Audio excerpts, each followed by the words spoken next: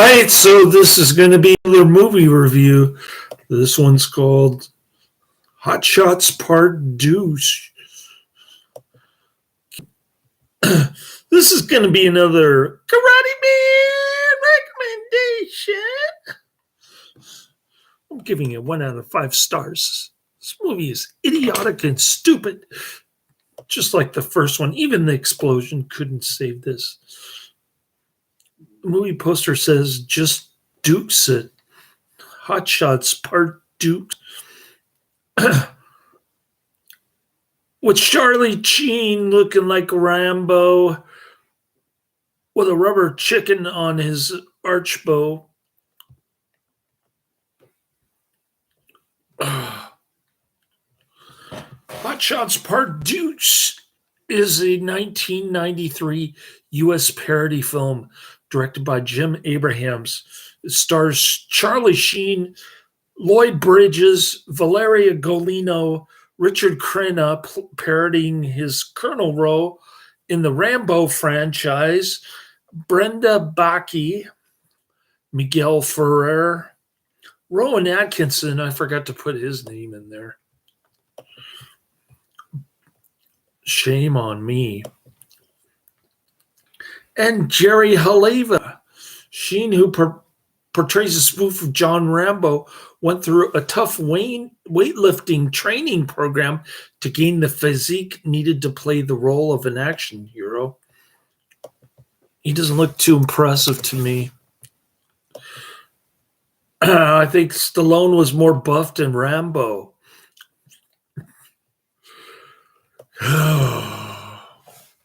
Rowan Atkinson.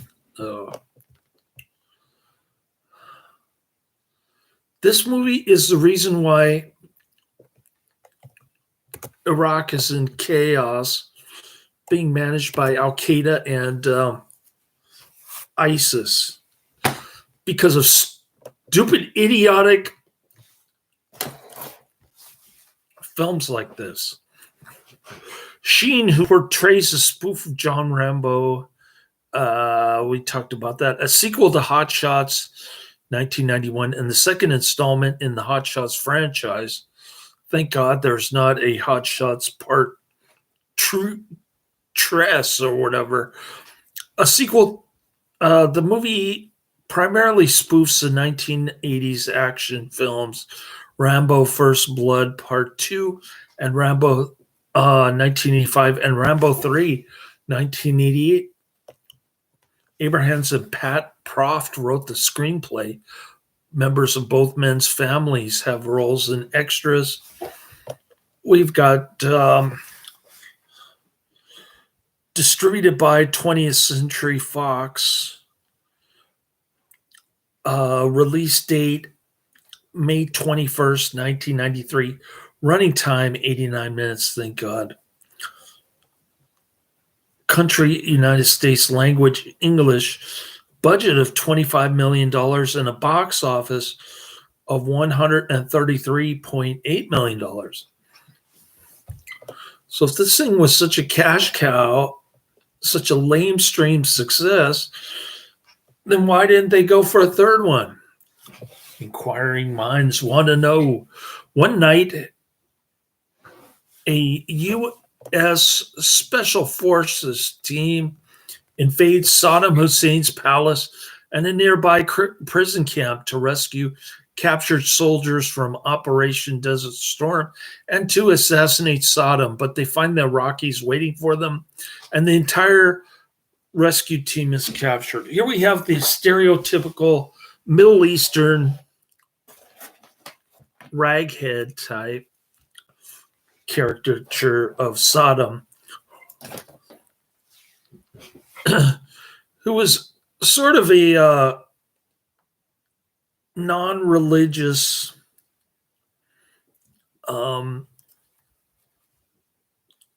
he was kind of Saddam Hussein was kind of comparable to the president of Syria, or the former president of Syria, before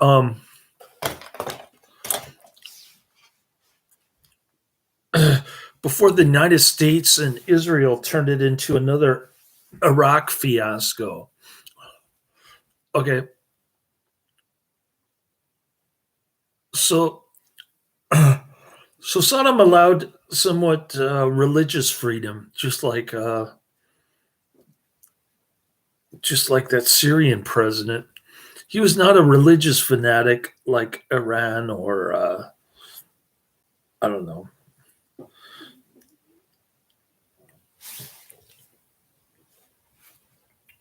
Saudi Arabia, I guess.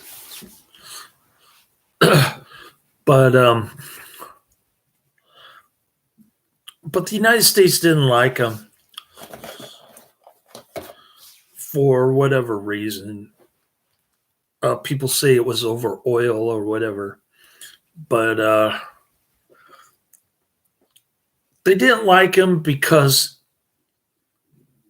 um, I don't know. Israel likes to create chaos all over the Middle East. So now we have it in both Syria and Iraq. And I guess their next target is Iran. This failed operation turns out to be the latest in a series of rescue attempts, which are foiled by the Iraqis, and consequently, the advisors of President Benson, played by Lloyd Bridges, who makes a second appearance in this movie. At first, he was a kooky general. Now he's a kooky president. And he suspects a mole in their own ranks. Colonel Denton Walters suggests that they recruit war hero Topper Harley for the next mission. But Topper has retired from the United States Navy, and he has become a reclusive Buddhist in a small Thai village. Walters and Michelle Helston, CIA, arrive, and they try to tempt him out of a retirement in order to rescue the imprisoned soldiers. And the previous rescue parties. And here we have a terrible fight scene between Charlie Sheen and James Liu. And it's a ripoff on Bloodsport or one of these other, maybe one of the sequels. I don't know. I guess James Liu is supposed to be Tai Po with the broken glass glued to his gloves. Anyways, Topper initially refuses, but when yet another rescue mission, this one in turn led by Walters, fails, he agrees to lead a small group of soldiers into Ba'athist Iraq.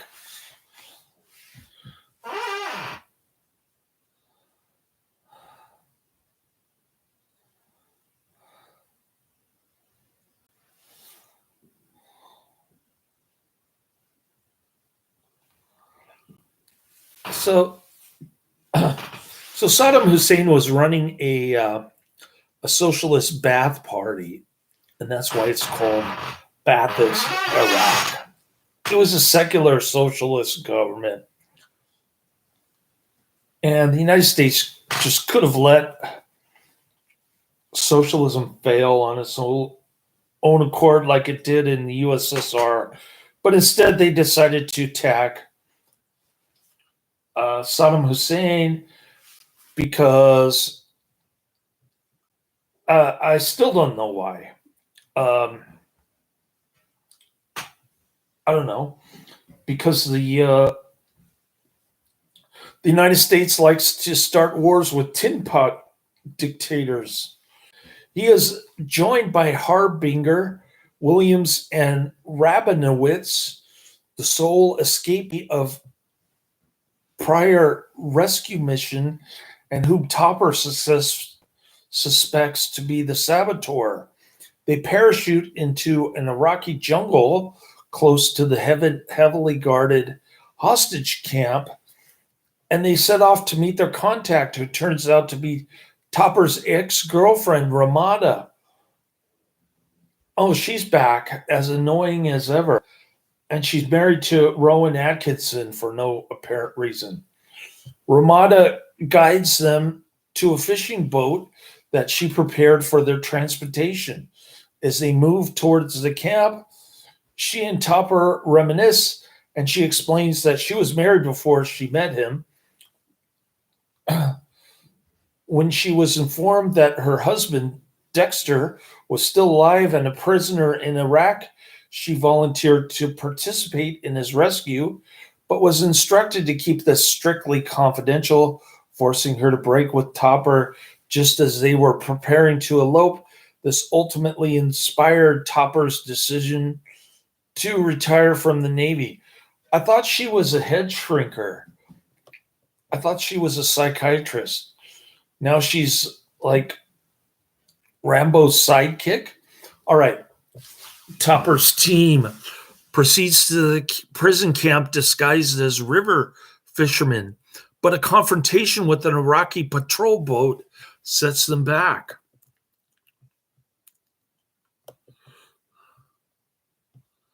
Oh, I forgot to put Rowan Atkinson's name in the. Did I say this movie was a real stinker? There's nobody in the chat room.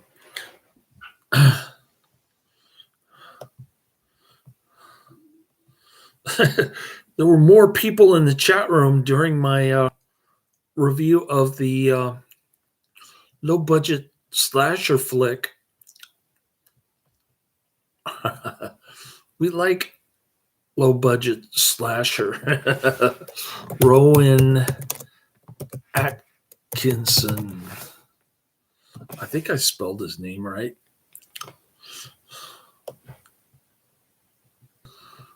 Mr. Bean is in this? Why? Just for comic relief? Like 5 minutes of comic relief?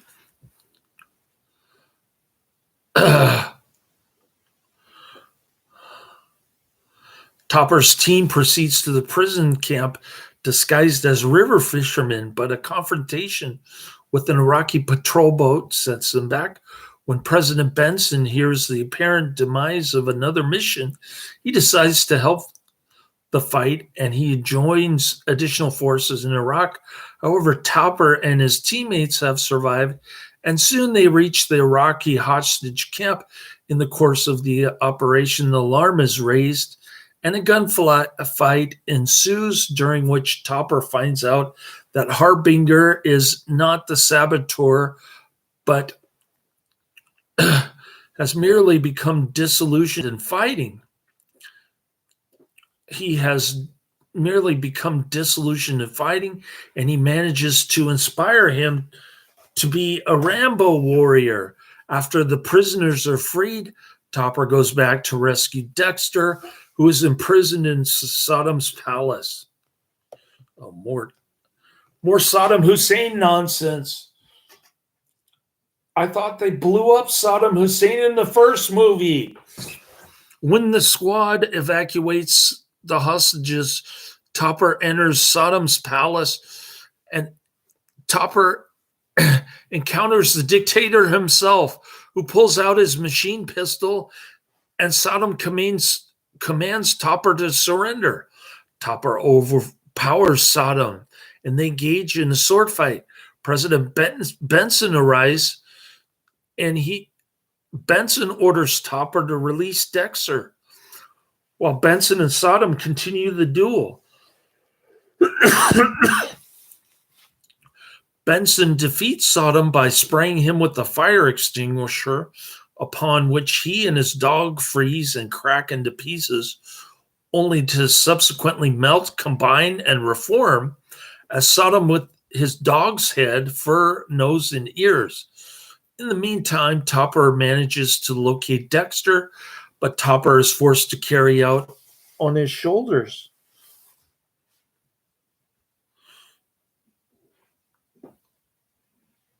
As the Iraqis have tied Dexter's shoelaces together, the squad heads back to the army helicopter, where Ramada, after an intense revelation involving unfounded jealousy, reveals and arrests Michelle as the saboteur who ruined the previous rescue attempts to assists the Rockies.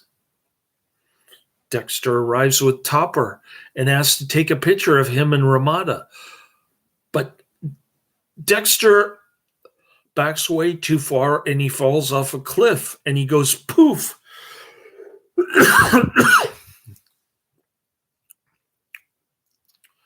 President Benson joins the escapees and the evacuation team lifts off. Sodom is about to shoot down the chopper when Topper and Ramada get rid of extra weight in it by pushing a piano out the open door, which crushes Saddam Hussein, and we see some kind of Wizard of Oz scene. Wow. I thought it couldn't get worse than the first movie, but it did. I'm giving this movie -1 out of 5 stars.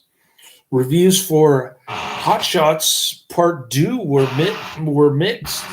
Rotten Tomatoes gives a score of 59% based on reviews from 34 critics, with the consensus stating audiences who enjoyed the first Hot Shots will probably get tickled by the second helping, although the barrage of laughs miss more than they hit this time around.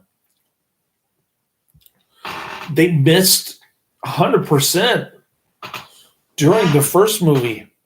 Roger Ebert noted that the film references such movies as Rambo 3, Lady and the Tramp, and Apocalypse Now, as well as the fairy tale Goldilocks and the Three Bears. Ebert concluded movies like this are more or less impervious to the depredations of movie critics. Either you laugh or you don't.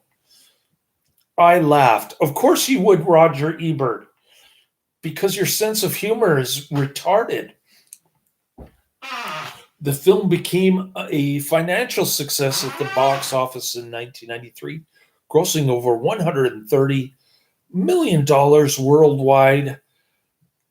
Another cha-ching lamestream movie, cash cow for 20th Century Fox in 1993. As part of the film's promotion, a mockumentary was aired on HBO titled Hearts of Hot Shots Part Deuce. A Filmmaker's Apology, the mockumentary parodied Hearts of Darkness, a Filmmaker's Apocalypse, the 1991 documentary about the making of the film Apocalypse Now, which starred Charlie Sheen's father, Martin Sheen, who's also in this movie, making a stupid Wall Street joke, which I've never seen. Martin and Charlie Sheen briefly encounter each other in a scene in the main movie, parodying Apocalypse Now and Platoon, where they pass each other in PBR vessels along a river and they shout across to each other, "I loved you in Wall Street."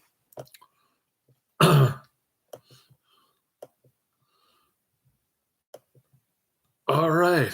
We're going to get through this quick because Hot Shots Part Deuce doesn't have much going for it. Hot Shots Part Deuce, 1993, PG-13, 1 hour, 26 minutes. It gets a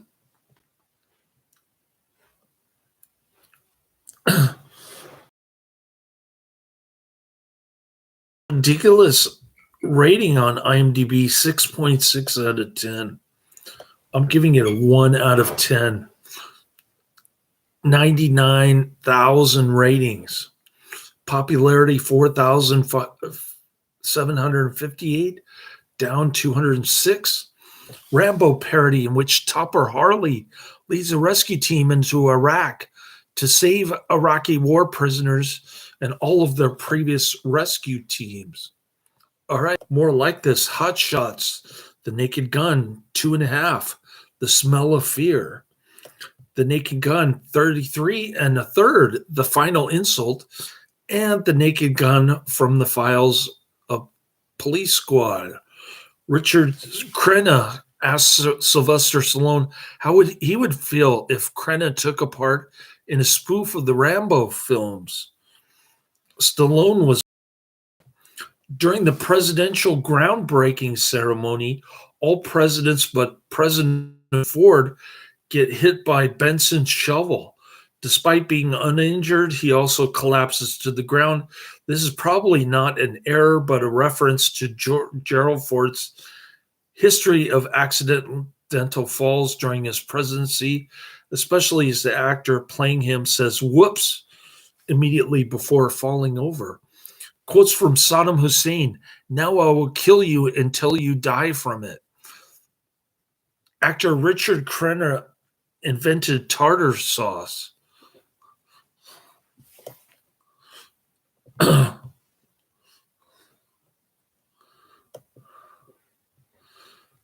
The film has a checkered UK censorship history.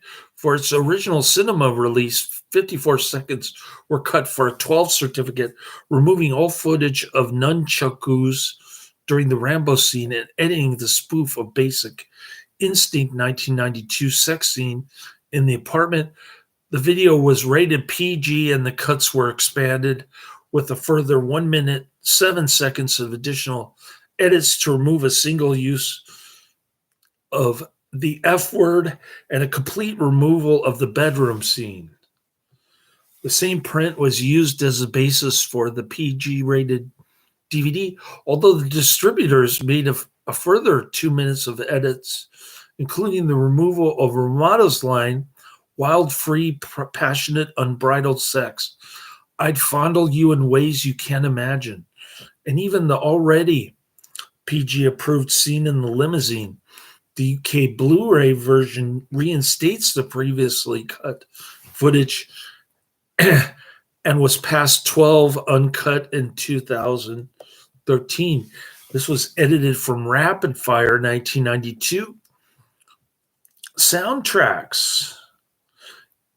In a Morada, written by Harry Warren and Jack Brooks.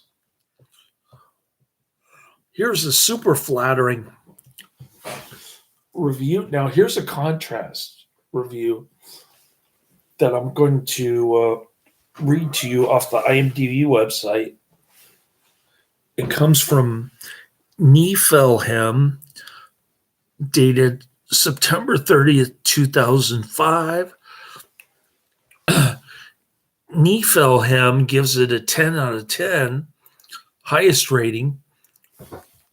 And Niflheim calls it the greatest comedy ever. Okay, let's get this clear. Hot Shots is silly, simple, stupid, and absolutely pointless. But hey, it is a slapstick comedy and a effing great one. Much better than the first movie. In every second of the movie, there is a gag, a joke, or someone or something that is so darn funny that I can't help myself from falling off the chair laughing like hell. I think I've seen this movie over 20 times. It's still the funniest movie ever for me. I guess when it comes to movies of this kind, I just want them to be as stupid with as many jokes per minute as possible. I think Charlie Sheen is perfect for this role. He does look serious, like some kind of bad Rambo wannabe, and a serious-looking person doing stupid things is also always great. It's also great that Richard Crenna plays almost the same character as in Rambo 3, with many of his lines unchanged. If you watch the Rambo movies, most important, the third one, you get more of the gags and the dialogues, especially in the scenes from the Buddhist temple. Saddam Hussein is also excellent. He looks really like the real one. If you like stupid and crazy movies, watch this. No, I do not like stupid and crazy movies. I do not like Airplane 3 or the Hot Shots franchise. I'm sorry, Karate Man. I had enough of this crap. Time to move on. Laters.